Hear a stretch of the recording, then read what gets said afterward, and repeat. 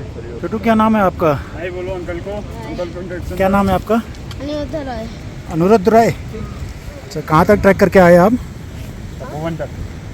Tapovan, very good. आप यहीं पे होल्ड करना, ठीक है? মনে করো যেন বিদেশ ঘুরে মাকে নিয়ে যাচ্ছি অনেক দূরে।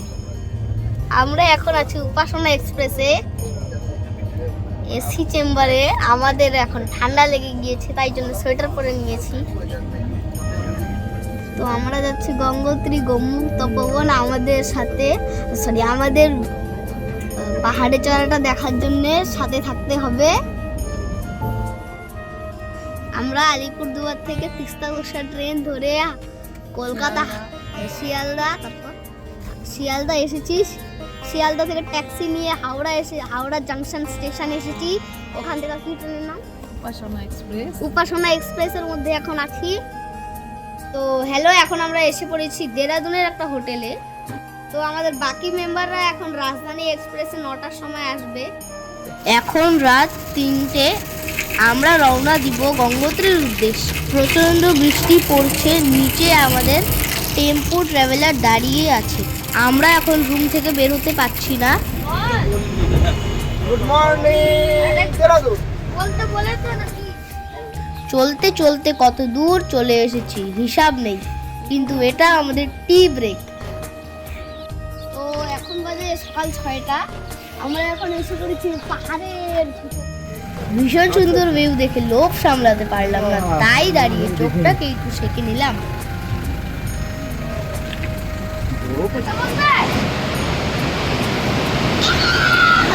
Meet my track meet Riddhiraj. এখানে আমাদের এখন লাঞ্চ ব্রেক।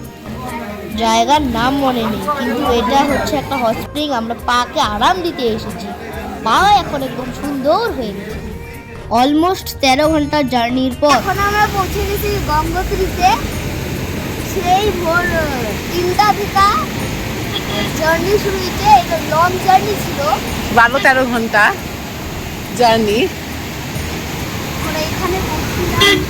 এখন আমরা একটা হোটেলে ওয়েট করব। হোটেল না, রিভার সাইড হোমস্টে। লাইক এই যে এই রকম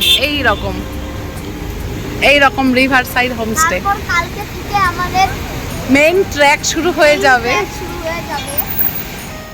তো আমরা গঙ্গোত্রীতে আসার পর একটা হোমস্টে নিয়েছি। এটার পাশে গ্লেশিয়ারটা দেখা যায়। আমাদের অ্যাকচুয়ালি রুম নম্বর 1, তাই জন্য আমাদের অনেক পাশে। আর আমরা সানরাইজ আর সানসেট অনেক ভালো করে দেখতে পারবো এখান থেকে। আর সবচেয়ে ভালো ওই জায়গাটা, ওটা কেদারনাথের পিক।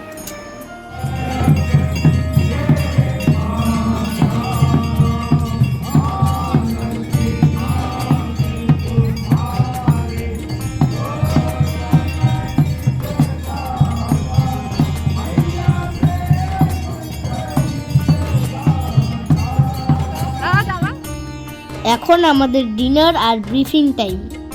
উত্তরাখণ্ডের 4 ধামের একটি ধাম হলো গঙ্গোত্রী। আমরা এখন গঙ্গোত্রী ধামে প্রবেশ করছি। এখন আমরা গঙ্গোত্রী ন্যাশনাল পার্কের গেট দিয়ে প্রবেশ করছি। ভাগীরথী নদীকে ডান দিকে রেখে আমরা হাঁটতে শুরু করলাম। প্রথমেই আমরা সুদর্শন পর্বতের দেখা পেলাম। আজকেই আমরা অ্যাপ্রক্স 15 কিলোমিটার হেঁটে কভার করব এবং ভোজবাসা বেস ক্যাম্পে পৌঁছে যাব। ওই যে দেখা যাচ্ছে ভোজবাসা বেস ক্যাম্প। আমি গাইডদের সঙ্গে অনেক আগে পৌঁছে গেছি। আমার মা ক্যামেরা উম্যান অনেক পিছনেই ছিল, তাই আমার আর ভিডিও ক্লিপ নেওয়া হয়নি। রামায়ণ লেখা হয়েছিল ভোজপত্রে। সেই ভোজপত্রের গাছ এখানে পাওয়া যায়, তাই এই জায়গার নাম ভোজবাসা।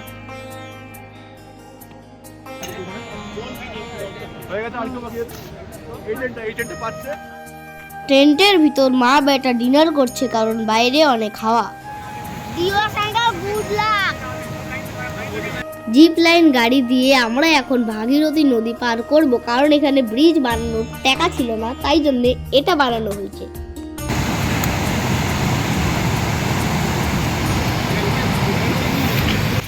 জিপ লাইন দিয়ে নদী পার হওয়ার জন্য এত লম্বা লাইন, ভোর 4টে থেকে।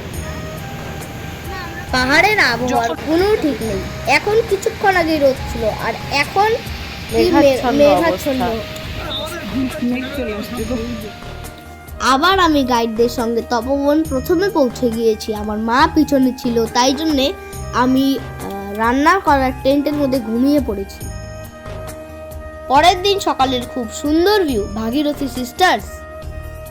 তপবন থেকে নিচে নেমে এখন আমরা গোমুখ গুহার সামনে। গোমুখ গুহা থেকে ভাগীরথী নদী প্রবাহিত হয়ে গিয়ে হরিদ্বারের ত্রিবেণীতে মিশে গঙ্গা হয়ে নেমেছে এবং বঙ্গোপসাগরে মিশেছে। তপবন থেকে ফিরে আবার আমাদের জিপকার থেকে নদী পার হওয়া। চলে যাবে 5 জন।